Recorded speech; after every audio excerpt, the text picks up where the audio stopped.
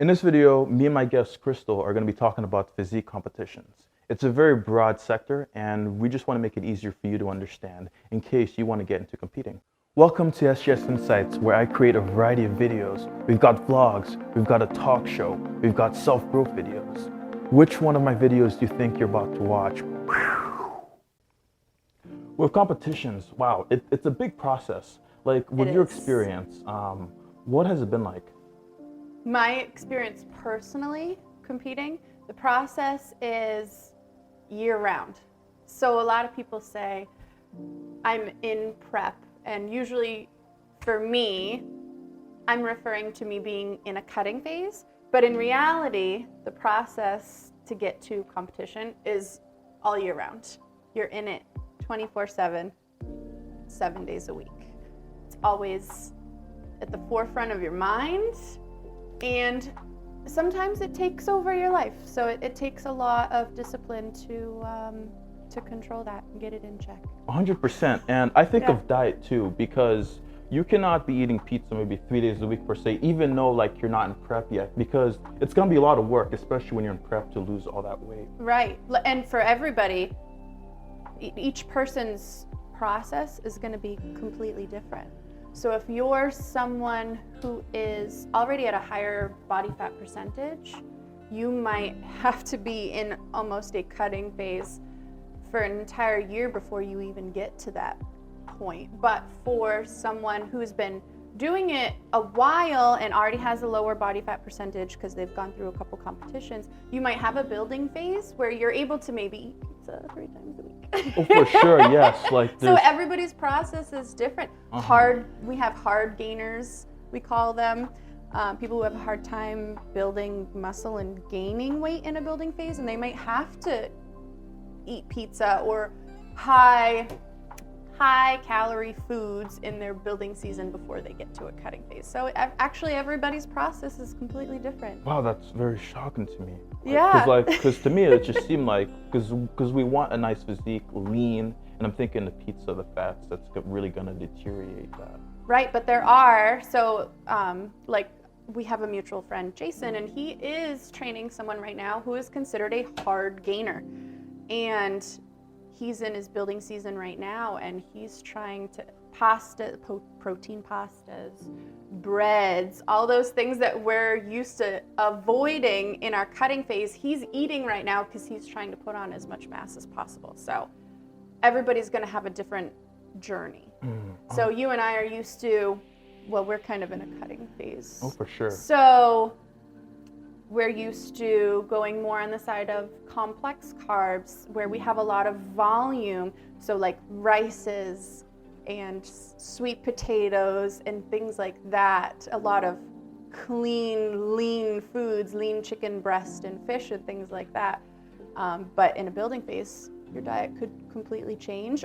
Or you could be someone who stays with those types of foods, just eats more of them. Wow, that's incredible. There's so many different, like if we could have a chart, we could have some people are in this section, some people are in this section, some people are hard gainers, some people are hard losers. It's all different for everybody. And with competitions too, like a coach is almost necessary. Because like when you're looking at it from afar, there's just so many different avenues, classic physique, WBFF, OCD. It's like, where do you? Well, my first suggestion would be to try and find a coach who is well-versed or even competes in the federation that you pick. So I always tell people, if you're thinking of competing, what federation do you want to compete with? Because every single federation is different. It has different criteria, has different posing. And if you get a coach who knows the processes of the federation that you're going to compete in, it's best for you. So like you and I had a conversation before competition, and I ended up referring you to someone who competes in OCB because that's the federation that you want to compete in. Jenna is very well versed in OCB. If there was someone else who came to me and wanted to compete in WBFF, I would say, oh yeah, that's my expertise is the WBFF Federation, because I know the posing and all that stuff. So that is One of the most important parts when you want to start to compete is getting the right coach, having the right person on your side. Not only because they need to be well versed in the federation that you're competing in, but you need that second set of eyes. So you and I, we all have a little bit of like a body dysmorphia, 100%. I guess you can say. And I don't know anybody who doesn't. We always pick ourselves apart, but we need that second set of eyes to say, okay, you're on track, or okay, we need to change this. So that's where having a coach is very important. Like that body dysmorphia. Sometimes I look in the mirror and I think I'm small as hell. And it's like, you know what I mean? And other days I look huge. It's like, okay. It's little big. That's what some of my clients have called it. You feel like you're small, but your muscles are big. It's little big. 100%.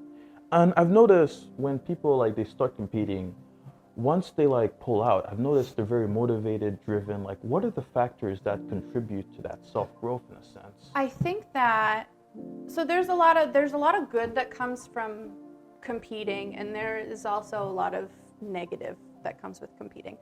And I actually think that both of those can contribute to someone's self-growth. So a competitive person per se isn't in competition with the other people on stage mentally. You're more in competition with yourself, and that's where the discipline comes in. So there's negative parts of competing and being in prep, we call it preparation for competing, and being able to hurdle those obstacles, I think, is what creates self-growth. So there's things, body dysmorphia, obviously, that can get worse when you compete, or it can get better when you compete. Everybody's different. But being able to overcome that body dysmorphia and be able to assess yourself realistically versus what we think we look like in the mirror, it contributes to your self-growth. The discipline too, I'm thinking, because with the nutrition, like the sleep, like you almost have to prioritize all the key factors that contribute to like having a great physique. Right, and still live your life, and still be a mom, and still be able to work. So having time management, that contributes to your self-growth. If you cannot manage your time, you can't go through this process. It's impossible. You have to prepare for your day. So in the morning, say you work a 9-to-5 job, you have to have your food prepared to be ready for the next day, because if your food's not prepared, then you're going to go out and eat something that might not fit your macros. Exactly. And then you're not on track anymore. You also have to have that kind of feeds into, we're going to go off topic a little bit. That kind of feeds into, you have to be okay with maybe not being perfect 100% of the time too. So we have to learn how to not beat ourselves up if everything's not 100% perfect one day. So say one day I had one meal that was off track, that's okay. The next day I'm getting on track. And that contributes to our self-growth too in our regular everyday life, because we have to not be so negative with ourselves. I like that. And also too, the system, it allows for a bit of error and you're still going to be successful. So I do like that point you made. Right, and not everybody's body is the same either. So like what a coach, say it's your first prep, we don't know how your body reacts to anything. It's all a science experiment. So as long as you're 90% on your plan, you're going to do well.